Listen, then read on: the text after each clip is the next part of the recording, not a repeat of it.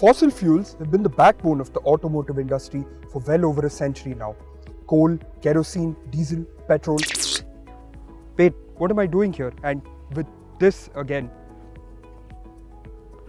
I have to do a real world review. Okay, alright, let's go.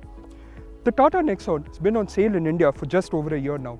And in that time, Tata's actually managed to sell over 2,200 units, making it a silent success. It's also opened the door for other budget manufacturers to look at EVs for the future in India. Well, we're back here with this one again, and this time around it's for a real world review. What it's like to commute with, what it's like on the highway, performance figures, practicality, comfort, and then some more. Now, if you want like a shortened, condensed version of the review, you can always watch our first drive review, link to which is in the description below.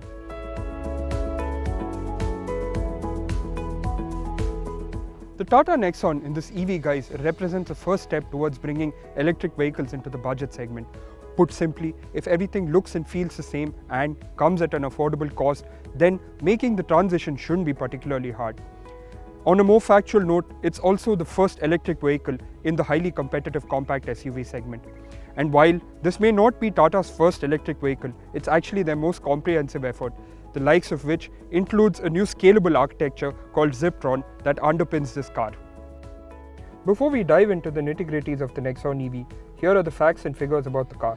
Launched in January of 2020, the Nexon EV can be had in 3 variants with 1 powertrain option and across 3 different shades, including this one which is called Teal and is specific to the Nexon EV. On the outside, the Nexon EV looks quite identical to its standard engine sibling, which is important for a few reasons. The top of this list is of course brand identity and cost, which are both self-explanatory. A rather more crucial one is that involves normalizing EVs for the average buyer. Gone are the days of oddly shaped cars that passed off as electric vehicles, and today having an EV that falls in line with everything else will make it a more noticed if not a fully popular choice. Up front you get this large black plastic piece that sits below the bonnet and also houses the large Tata logo. These tri-arrow inserts as well as these blue lines are all painted in a special color to match the electric nature of the car. Now, we would have liked if Tata had used LED headlamps in place of the projector units, but these do work well to add to the appearance of the car.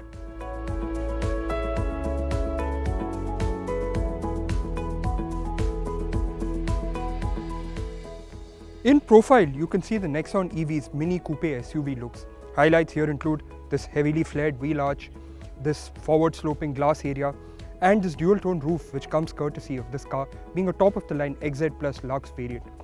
Nexon EV rides on these really nice looking diamond cut alloy wheels that are 16 inches in size and 2 160 by section tires. These are similar to the design offered on the regular Nexon.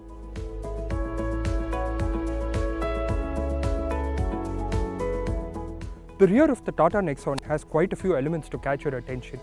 There are a lot of chunky elements here like this bulge on the hood as well as these wide hips that give the car a hunkered down stance. I'm not a fan of this large blue applique between the tail lamps, however it's most definitely something that will catch your attention if you look at the car from the rear. Now, as I said before, the Nexon EV's looks are a bit understated for what it is, but it looks like that's a part of the plan. There's enough to make the car stand out, but not so much that you become the center of attention on a road full of cars. Like the exterior, the cabin of the Nexon EV is shared with its fossil fuel powered siblings, but with a host of updates in keeping with line with its electric powered nature. Let's get one thing out before we get fully into the cabin of the Nexon EV, which is that it's the same dimension wise as the standard car, and so you get the same amount of space inside.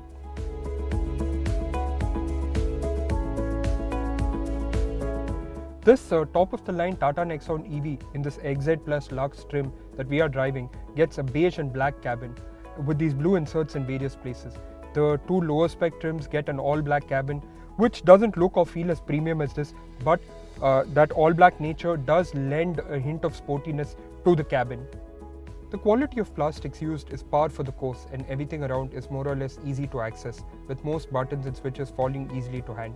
What we found odd is the placement of the USB and aux ports, which has been carried over without change from the car's launch in 2017 and is still a challenge to use even today.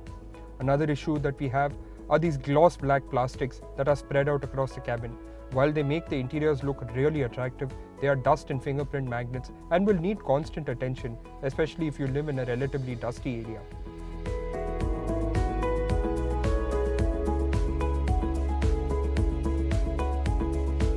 Now, an issue commonly associated with rear seats of EVs is that the seats are placed too high due to batteries and other components being placed under them. But that's not the case with the Nexon EV. The floor is completely flat and there's more than enough space for two people to travel in good comfort. Features here include rear AC vents, a center armrest with two cup holders, a 12-volt socket on the passenger side, split folding rear seats, and while you don't get seat back pockets, the back of the front seat has been scooped out for additional legroom. As is the case with the standard Nexon, you get a 350-litre boot that's capable of swallowing up quite a number of bags and can be expanded when you fold down the rear seats, which split in a 60-40 design. A word of warning though, beige or white interiors are notorious for picking up stains, and if you plan to utilize the Nexon EV's full storage, it's wise to cover the seats before you load up the car. This top-spec XZ Plus Lux variant that we are driving gets all the usual niceties like climate control, height adjustment for the driver's seat, cool glove box, and an infotainment system with a 7-inch floating touchscreen display. This is a comprehensive system with Apple CarPlay and Android Auto and over 35 connected car features like geofencing, remote AC control, and an SOS alert.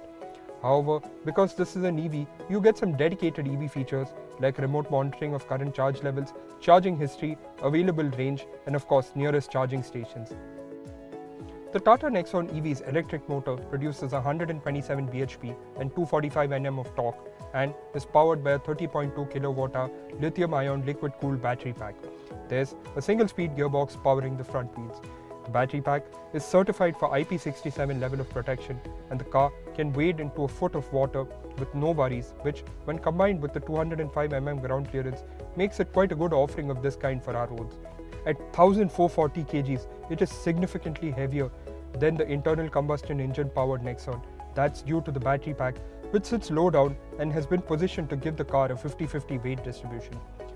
The Nexon EV is offered with two drive modes, with D being the most city-oriented one with a reduced torque figure, while slotting the car into S mode will give access to all 245 Nm of torque and is useful on an open road where you have to go faster.